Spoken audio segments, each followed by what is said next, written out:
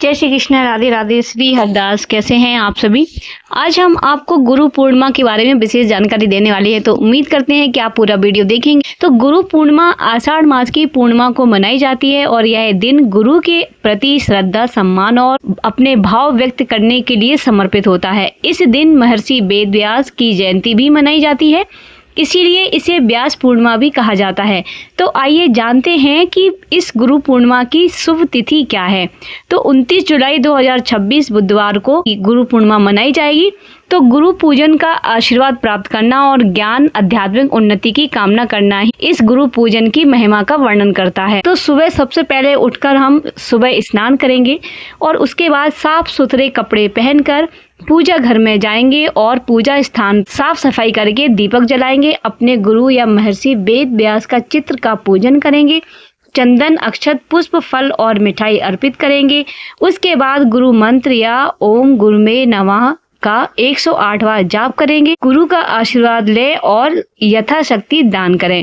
तो गुरु पूर्णिमा का मंत्र है गुरु ब्रह्मा गुरु विष्णु गुरु देवो महेश्वर गुरु साक्षात पर ब्रह्म तस्मै श्री गुरुवे नमः। इस दिन आपको क्या शुभ कार्य करना चाहिए। सबसे पहले गुरु का सम्मान करें, धार्मिक ग्रंथों का अध्ययन करें, गरीबों को अन्न, वस्त्र या दक्षिणा का दान दें, माता पिता और शिक्षकों का आशीर्वाद लें, क्योंकि माता पिता ही हमारे पहले गुरु होते हैं, उसके बाद शिक्षक। इस गुरु पूर्णिमा का पूजन को पूर्ण करने के लिए हम सुनाते हैं आपको व्रत कथा।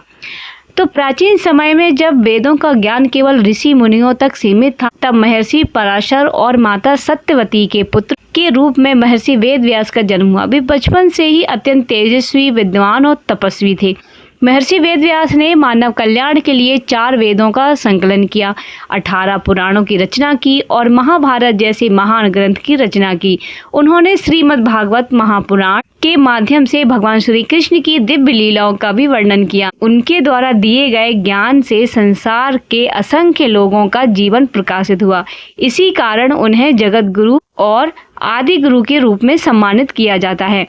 आषाढ़ मास की पूर्णिमा के दिन महर्षि वेद व्यास का जन्म हुआ था, तभी से इस तिथि को व्यास पूर्णिमा या गुरु पूर्णिमा के नाम से भी मनाया जाता है। इस दिन शिष्य अपने गुरु का पूजन करते हैं, उनकी चरण स्पर्श कर आशीर्वाद लेते हैं और उनके बताए हुए मार्ग पर चलने का संकल्प करते हैं। भारतीय संस्कृति में गुरु को भगवान से भी श्रेष्ठ स्थान दिया गया है, क्योंकि गुरु ही अज्ञान रूपी अंधकार को दूर कर ज्ञान का प्रकाश फैलाते हैं। गुरु पूर्णिमा हमें यह सिखाती है कि जीवन में ज्ञान, संस्कार और सही मार्गदर्शन का सबसे बड़ा स्रोत गुरु है। इसीलिए हमें सदैव अपने गुरु, माता पिता और शिक्षकों का सम्मान करना चाहिए तथा उनके बताए मार्ग पर चलकर अपने जीवन को सफल बनाना चाहिए। तो भक्तों, ये थी गुरु पूर्णिमा के बारे में विशेष जानकारी।